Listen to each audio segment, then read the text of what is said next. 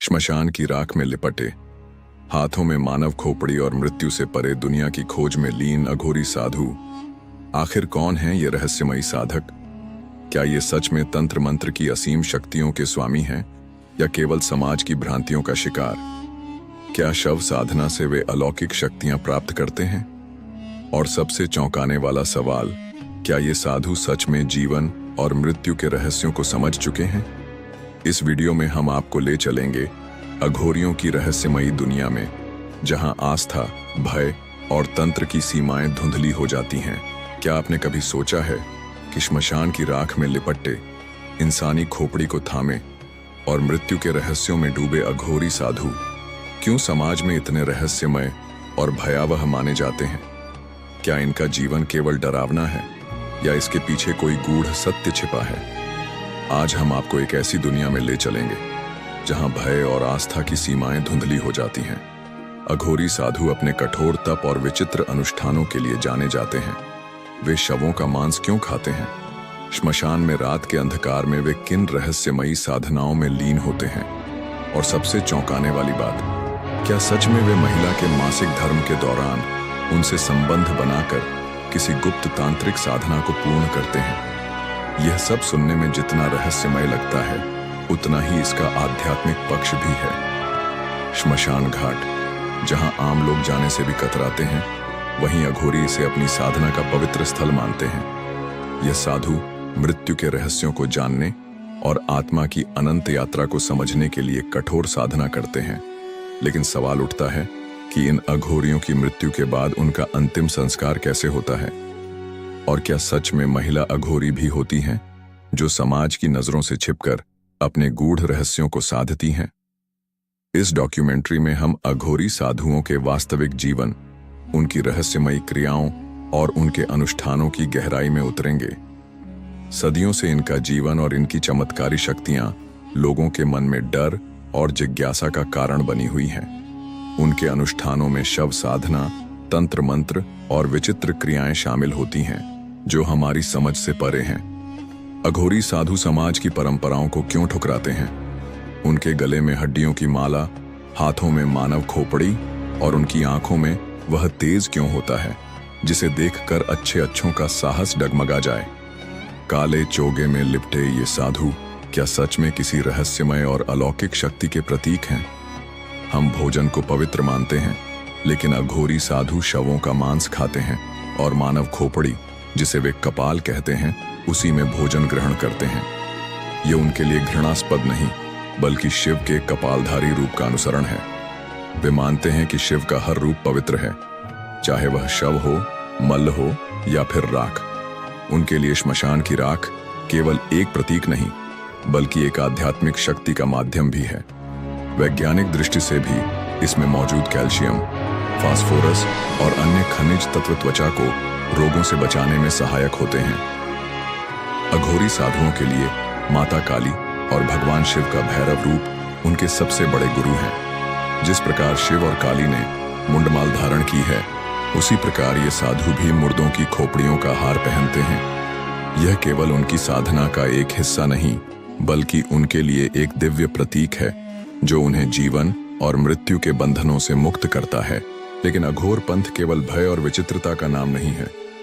इसके पीछे एक गहरी आध्यात्मिक अवधारणा छिपी है जो मृत्यु के भय को समाप्त कर जीवन की सच्ची अनुभूति की ओर ले जाती है। क्या आप इस रहस्यमय यात्रा के लिए तैयार हैं? अगर हां, तो इस डॉक्यूमेंट्री को अंत तक देखिए और इस अलौकिक यात्रा का हिस्सा बनिए। हमारी पूरी टीम ने इस डॉक्यूमेंट्री को तैयार करने में अनगिनत घंटे मेहनत और समर्पण किया है, ताकि आप तक सबसे रोचक और सटीक जानकारी पहुंचे। अगर आपको हमारा प्रयास पसंद आए, तो हमारे चैनल को सब्सक्राइब करके हमारा समर्थन करें। आपका एक सब्सक्रिप्शन हमें और भी अनोखी और रहस्यमयी कहानियां आपके सामने लाने की शक्ति देगा। तो चलिए, इस यात्रा में हमारे साथ आइए और अघोरी साधुओं के रहस्यों की परतें खोलिए। अघोरी साधुओं की दुनिया में प्रवेश करते ही रहस्य और विवाद का पर्दा गहरा हो जाता है।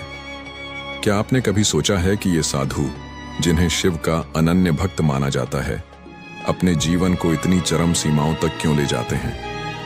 उनका सबसे विवादास्पद और चौंकाने वाला पहलू है उनका यौन संबंधों के प्रति दृष्टिकोण, जहां आमतौर पर साधु ब्रह्मचर्य का पालन करते हैं और इसे अपनी साधना का अनिवार्य हिस्सा मानते हैं, वहीं अघोरी इस धारणा को पूरी तरह खारिज कर देते हैं। उनके अनुसार जीवन के हर पहलू को स्वीकार करना और उसका अनुभव करना आवश्यक है, चाहे वह यौन संबंध हो या कोई भी वर्जित कर्म। अघोरी साधु न केवल अधजले शवों का मांस खाते हैं, बल्कि शवों के साथ साधना भी करते हैं। सबसे अधिक चौंकाने वाली बात यह है कि वे मासिक धर्म के दौरान महिलाओं के साथ शारीरिक संबंध स्थापित करने को भी अपनी साधना का एक हिस्सा मानते हैं। सुनने में यह जितना विचित्र और असहनीय लगता है, उनके लिए यह शिव और शक्ति की पूर्णता का प्रतीक है। एक ऐसी अवस्था जहां जीवन और मृत्यु की सीमाएं समाप्त हो जाती हैं। उनका मानना है कि यह प्रक्रिया शिव और काली के मिलन का एक आध्यात्मिक रूप है, जिसमें ऊर्जा और साधना का उच्चतम स्तर प्राप्त किया जाता है। श्मशान के अंधकार में अघोरी अपने रहस्यमयी अनुष्ठानों में लीन रहते हैं। उनके लिए हर चीज पवित्र है, चाहे वह राख हो, शव हो, मल हो या मूत्र। वे मानते हैं कि शिव हर तत्व में व्याप्त हैं और किसी भी वस्तु को अपवित्र मानना उनकी साधना के विरुद्ध जाता है। अघोरी पंथ केवल भय और रहस्य का विषय नहीं है, बल्कि यह आत्मज्ञान और मोक्ष प्राप्ति का मार्ग भी है।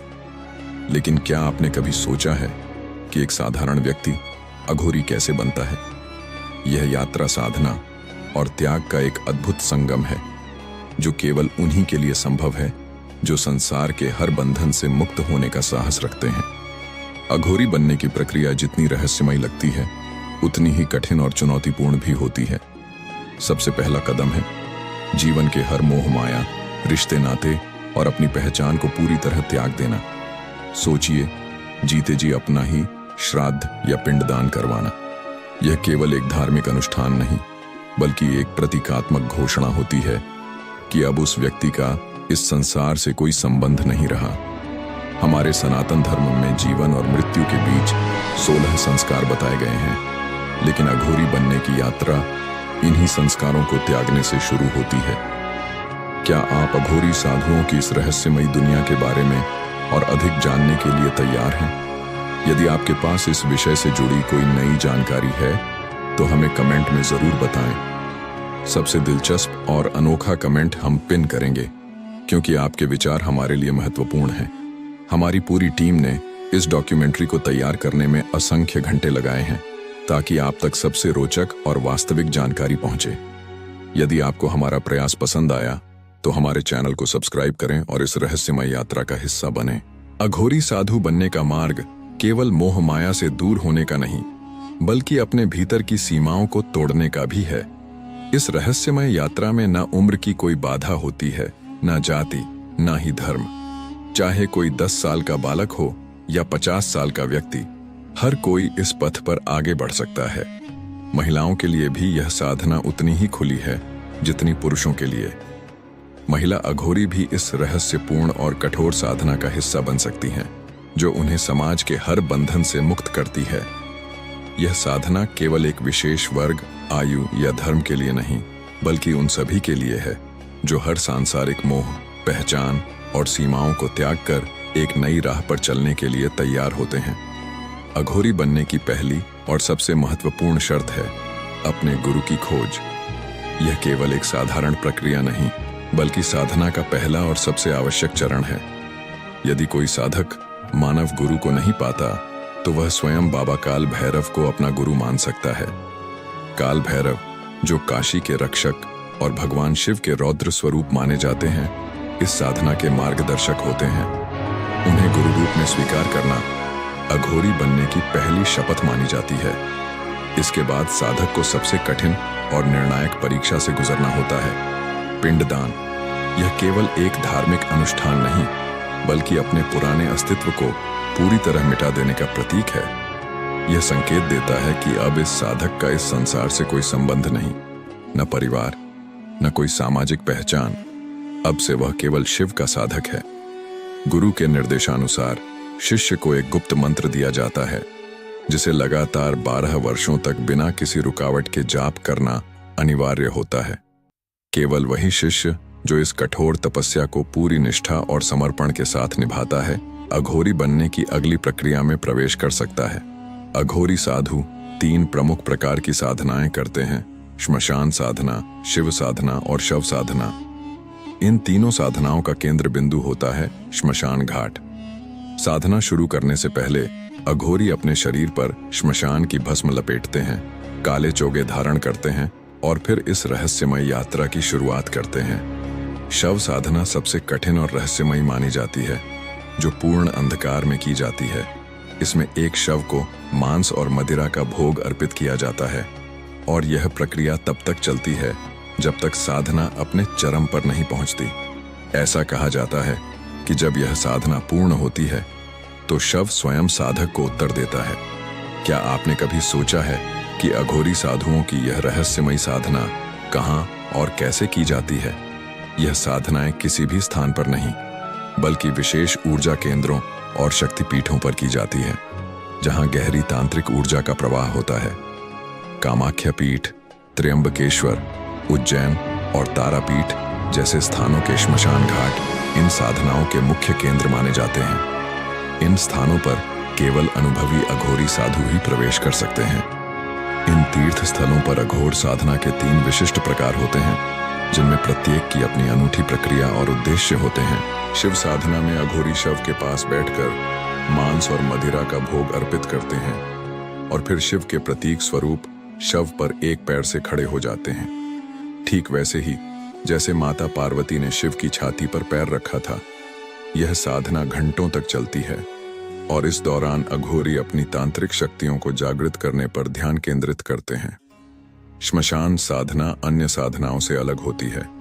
इसमें अघोरी मृतक के परिवार को भी अनुष्ठान में शामिल करते हैं। यहाँ शव के बजाय शव पीठ की पूजा की जाती है और प्रसाद के रूप में मांस व मदिरा के स्थान पर दूध से बना मावा चढ़ाया जाता है। यह साधना मृत आत्माओं की मुक्ति के लिए की जाती है और इसका उद्देश्य शुद्धिकरण व आत्मिक उन्नति होता है। क्या आप अघोरी साधुओं की इस रहस्यमयी दुनिया के बारे में और अधिक जानने के लिए तैयार हैं? अघोरी साधुओं की रहस्यमयी दुनिया सदियों से लोगों के लिए जिज्ञासा और आश्चर्य का विषय रही है। इनकी साधनाएं केवल शक्ति प्राप्त करने तक सीमित नहीं हैं, बल्कि यह जीवन और मृत्यु के बंधनों को समझने का भी एक प्रयास है। परंतु सवाल उठता है कि असली अघोरी साधु की पहचान कैसे की जाए? यह जानना आसान नहीं है, क्योंकि सच्चे अघोरी अपनी पहचान छुपाकर रखते हैं। वे समाज में रहते हुए भी अपने रहस्यों को उजागर नहीं करते। अघोर विद्या के जानकारों के अनुसार सच्चे अघोरी कभी भी दिखावा नहीं करते और न ही किसी से धन या अन्य भौतिक वस्तुओं की मांग करते हैं। यदि कोई साधु आपसे धन या संपत्ति की मांग करता है तो वह सच्चा अघोरी नहीं हो सकता। असली अघोरी अपनी साधना में लीन रहते हैं और पूरी तरह से सांसारिक मोह माया से मुक्त होते हैं। आज के दौर में कोई भी राख लगाकर, काले कपड़े पहनकर और खोपड़ी लेकर अघोरी जैसा दिख सकता है, लेकिन अघोरी होना केवल बाहरी रूप से नहीं, बल्कि आंतरिक रूप से भी एक साधना है। इनकी असली पहचान उनके गहरे आत्म संयम और ध्यान की अवस्था में छुपी होती है। असली अघोरी समाज से दूर रहते हैं और सांसारिक जीवन में रुचि नहीं लेते। उनके लिए जीवन और मृत्यु का भेद मिट चुका होता है। कहा जाता है कि अघोरी साधु बाहर से कठोर और भयावह लग सकते हैं, लेकिन उनके भीतर गहन करुणा और जन कल्याण की भावना होती है। यदि किसी पर उनकी कृपा हो जाए तो वे उसे अपनी सिद्धियों का लाभ देने से पीछे नहीं हटते। लेकिन उनकी साधना कठिन होती है और उनकी क्रोध शक्ति अत्यंत प्रचंड मानी जाती है। मनोज ठाकुर, जिन्होंने अघोरी एक रहस्यमयी यात्रा नामक पुस्तक लिखी है, बताते हैं कि अघोरी वास्तव में बहुत सरल स्वभाव के होते हैं और प्रकृति के करीब रहना पसंद करते हैं। उनके लिए प्रत्येक वस्तु भगवान शिव का अंश है, इसलिए वे किसी से घृणा नहीं करते और हर वस्तु को स्वीकार करते हैं। इसी कारण वे मांस और अन्य वर्जित वस्तुओं में कोई भेदभाव नहीं करते।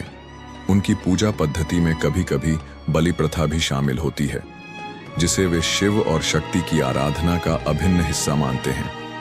अघोरी साधु अक्सर चिलम में भांग या अन्य प्राकृतिक नशीले पदार्थों का सेवन करते हैं, लेकिन यह उनके लिए नशा नहीं, बल्कि शिव से जुड़ने का एक माध्यम होता है। उनके जीवन का हर पहलू शिव भक्ति और साधना से प्रेरित होता है। क्या आपने कभी किसी ऐसे संत, महात्मा या अघोरी साधु से मुलाकात की है जिन्होंने आपके जीवन को गहराई से प्रभावित किया हो?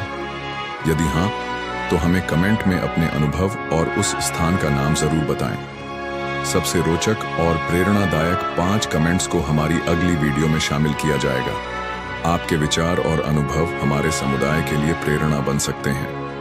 अब बात करते हैं अघोरी साधुओं के अंतिम संस्कार की, जो उनके जीवन की तरह ही अनोखा और रहस्यमय होता है। हिंदू धर्म की पारंपरिक विधियों से कुछ समानता रखने के बावजूद अघोरी साधुओं का अंतिम संस्कार कई मायनों में अलग और विशेष होता है। जब कोई अघोरी मृत्यु को प्राप्त करता है तो उसके शरीर को सामान्य रीति से नहीं जलाया जाता। अधिकतर मामलों में अघोरी साधुओं का अंतिम संस्कार गंगा या किसी अन्य पवित्र नदी के किनारे किया जाता है। उनकी अंतिम क्रिया 3 तरीकों में से किसी एक से पूरी की जाती है। या तो उनके शव को जलाया जाता है, दफनाया जाता है, या फिर उनके शरीर को नदी में प्रवाहित कर दिया जाता है। एक विशेष बात यह है कि अघोरी साधु कभी भी अपने साथी अघोरी के शव का भक्षण नहीं करते, क्योंकि यह उनके लिए वर्जित कर्म माना जाता है। अघोरी साधना एक गूढ़ और रहस्यमयी परंपरा है जो सामान्य व्यक्ति के लिए समझ पाना कठिन है। यह एक ऐसा मार्ग है जिसमें केवल वे ही सफल हो सकते हैं जो हर सांसारिक बंधन को त्यागने का साहस रखते हैं। अघोरी साधुओं का जीवन जितना रहस्यमय है, उतना ही उनका अंतिम संस्कार भी अनोखा और गूढ़ होता है। कई बार अघोरी अपनी अंतिम इच्छा में यह स्पष्ट कर देते हैं कि उनका शरीर गंगा में प्रवाहित किया जाए या श्मशान भूमि में छोड़ दिया जाए। यह न केवल उनकी साधना का प्रतीक है, बल्कि संसार से पूरी तरह मुक्त होने का संकेत भी। वे मानते हैं कि शरीर नश्वर है और आत्मा अमर, इसलिए उनका अंतिम संस्कार भी उनकी विचारधारा के अनुरूप होता है।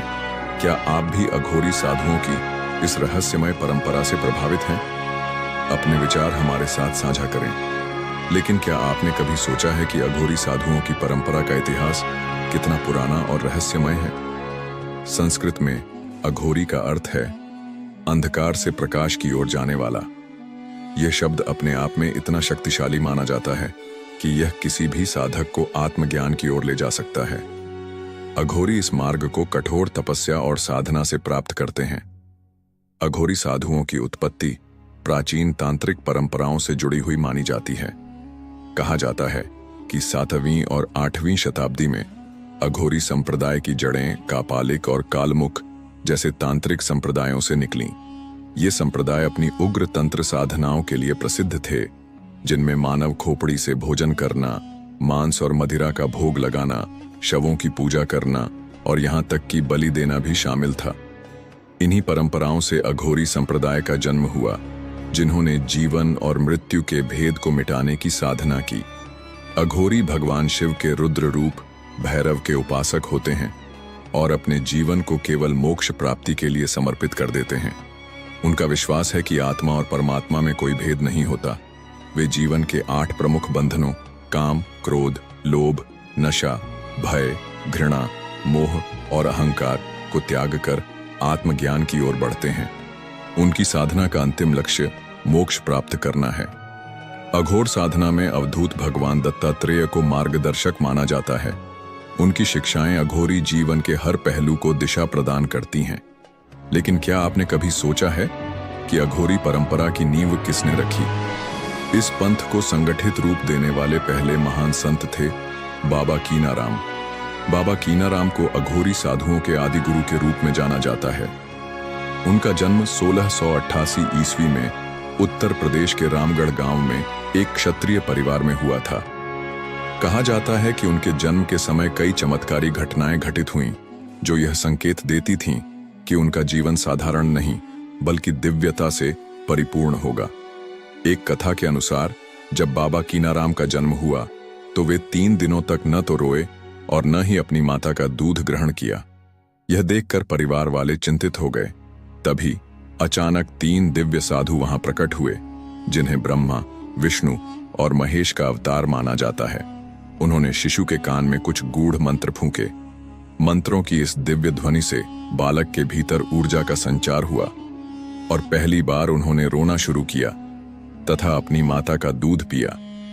यह घटना केवल एक संयोग नहीं थी, बल्कि यह संकेत था कि वे साधारण मानव नहीं, बल्कि एक विशेष उद्देश्य के लिए जन्मे थे। बाबा कीनाराम के जीवन में कई चमत्कारिक घटनाएं घटीं। उन्होंने अघोर पंथ को एक नई दिशा दी और अपनी साधना से यह सिद्ध किया कि जीवन और मृत्यु केवल एक यात्रा के दो चरण हैं। उनकी शिक्षाएं आज भी अघोरी संप्रदाय में पूजनीय हैं और उनकी समाधि वाराणसी में स्थित क्रीम कुंड में आज भी अघोरियों के लिए एक पवित्र स्थल मानी जाती है। अघोरी साधुओं की परंपरा और उनकी साधना एक रहस्यमय दुनिया की ओर इशारा करती है, जहां केवल वही लोग प्रवेश कर सकते हैं जो अपने भीतर के हर भय, मोह और बंधन से मुक्त होने का साहस रखते हैं। उनकी साधना का हर पहलू शिव की आराधना से जुड़ा है और उनका जीवन इस बात का प्रमाण है कि असली मुक्ति बाहरी संसार को छोड़ने में नहीं, बल्कि अपने भीतर की सीमाओं को तोड़ने में है। तो दोस्तों, यह थी अघोरी और नागा साधुओं की रहस्यमयी दुनिया। अब आपके इन दो विशिष्ट साधु परंपराओं के बारे में क्या विचार हैं, हमें कमेंट में जरूर बताएं। साथ ही अगली डॉक्यूमेंट्री आप किस विषय पर देखना चाहेंगे, यह भी हमें बताना न भूलें। तब तक के लिए धन्यवाद।